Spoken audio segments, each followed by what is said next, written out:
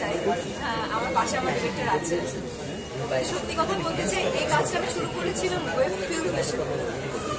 So web film হিসেবেই করছিলাম, but হঠাৎ করে মনে হলো, আমাদের টিমের মনে হলো এটা সিনেমা। অনেক সিনেমা আসলে হয়ে যায় ওয়েব ফিল্মের মতো, বাট ওয়েব ফিল্ম করতে গিয়ে আমরা সিনেমা সিনেমাটা হচ্ছে লার্জার দেন লাইফ। সিনেমা হচ্ছে একটা বিগ ক্যানভাস।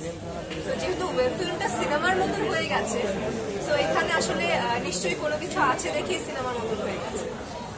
তো ভালো লেগেছে, গল্পটা অসাধারণ, এবং যারা যারা কাস্টিংয়ে ছিল, শ্যামল ভাইয়া, মিলি বাসার ম্যাম, আরো অনেকে ছিল।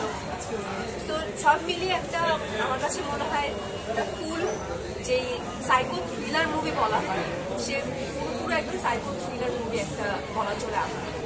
তো আগন্তুক আসলে দেখলেই বোঝা যাবে যে কেমন আমরা বানাতে চেয়েছি, কিংবা আদৌ কি বানাতে পেরেছি কিনা, কিংবা এখনকার বাংলাদেশের প্রেক্ষাপটে যায় কিনা, এটা আসলে দেখলেই বোঝা যায়।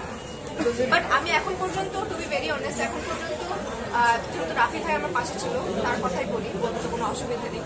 তুফানের পর আসলে আগন্তুকেরই অবস্থান আমি যতদূর শুনতে পাচ্ছি। So it's a very big thing for us. চলে এসেছে আমাদের গল্পের হিরো।